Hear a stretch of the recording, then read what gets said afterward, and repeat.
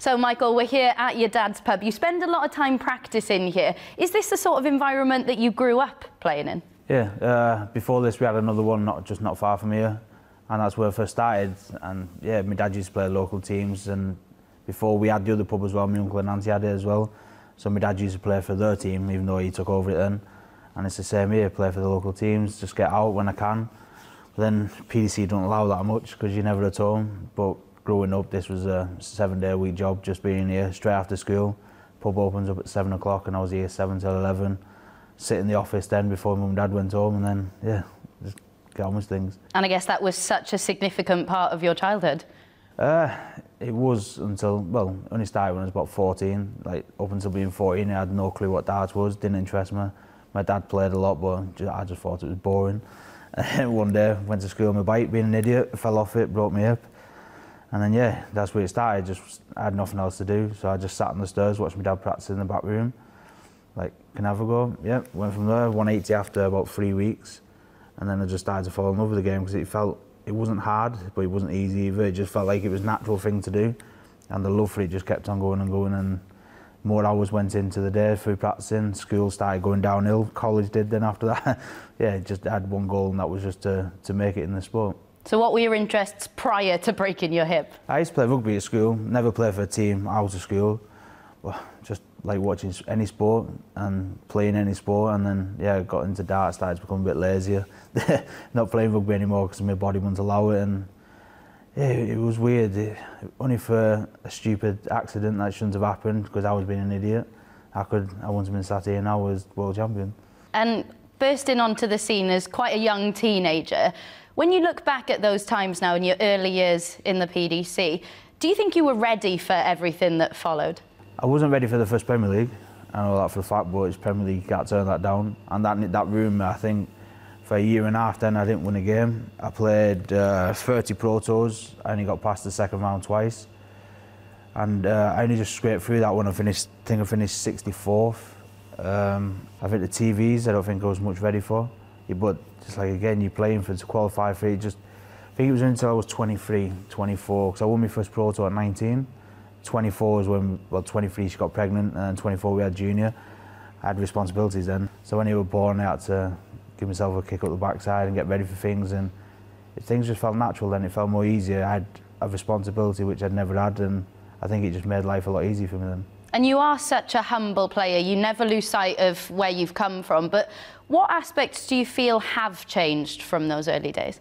Especially coming on the scene, I think 18 when I was first here, so I've been here 14 years now. So it's not like a burst on, I've been here a long time, but I just think I'm still a hothead as well, but I can keep that calm, I keep it under wraps now. I'm more respectful, where I was a little, I don't want to swear, but you know what I mean? Yeah, I wasn't the nicest of people. So I think I've got getting older, a bit wiser, and if you play well, you play well. If you play bad, you play bad, no one's died, and that's my attitude now.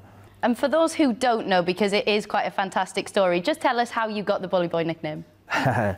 School holidays, this is before I even played darts, so on school holidays I used to go down to my other auntie's pub, which is in Manchester, or Rochdale, and I used to go down there, and the security guard, the bouncer on the pub, he used to have a farm, and every school holidays I went and worked on the farm for free. And it was a meat farm as well, and one of the cows gave birth, and we had to put the identification tag in the ear to recognise which is which, and he forgot the one, so I had it, and then, so he said, keep all of that, I'll be back in a minute. It took him about 25 minutes. I'm on my back with my fingers in this calf's nose, covered in cow muck, and he just called me a bully from that, like you just said, you're a buller, messing about. And then literally trying to think of a name when I got into darts, loads of stupid ones that didn't fit. And then I just remembered being a kid working on a farm, and it was like, no, what, buller, it'd sound good. And then made a Twitter handle, and I would just put Bully Boy 180, and then the boy come into it then. And you do come from a working class background, we know that. How important is it that you don't lose sight of it? Yeah, when I first come onto the scene, like, mum had 5 jobs, where she'd be a cleaner and son, working in the pub, whatever. Dad was working in the trucks, working away for like, we were 5 days a week, 4 days a week, whatever. So we had all them jobs just to pay me on tour, because back then when I first started, I think it was like 65 quid enter. If you won a game, it was 50 quid for winning a game, and then it went up to £100 to enter. So they had all them jobs, and when I did win money, if I earned enough money, what they paid out, that comes straight back, but then I was penniless again, so they'd have to pay another one. And then just growing up, winning money, it was like, you know what, they worked so hard for it, and once I did make it, they quit all the jobs, just went into the pub game again. and it made life easy for them. And just by me playing well, like now my dad works for me as a driver, he gets a salary from me as well.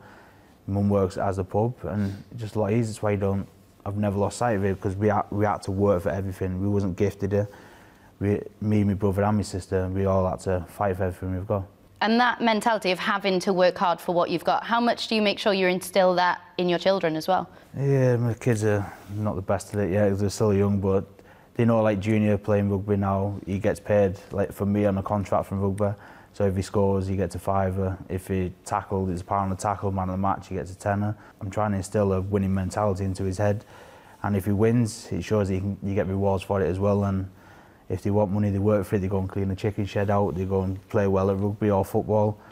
And that's the only way they do it. And you've got to learn that it's not going to be given to you on a plate. You've got to work hard for what you want. And I guess they're principles that are shared with Shot as well, from the conversations we've both had with them. That's something that they're very keen to put forward as well. Yeah, I tried to make a family dart where it fits my style of play, but it's also fits like the struggling parents out there. If the kids want to play, it's not going to be a stupid amount of money to buy it. I wanted a set of darts when I was younger. It was like 100 quid for a set for Rhenium darts. And we got, I think it was like a £12 Red Dragon dart, which was 28 grand, and I didn't know how to throw it or what to do. So I just wanted to go back to being my child trying to play again, and that's what we've come up with now. And it is important to you, isn't it, to give something back to the community? Yeah, I've always done it with the autism shirts you see when I play in them, and we go out with sponsored teams, like my kids' teams as well, rugby team, football team. This is the town I'm from. We're all for each other. It's not just you and then that's it. Like everyone in town supports you. We all support the rugby, the football, whatever we've got here. And like now I put me, Chizzy, Bunty, we all put the darts on the map here, and it's time to get big now. So we've got to put back into the youth now, into the kids, and hopefully get bigger and better people now.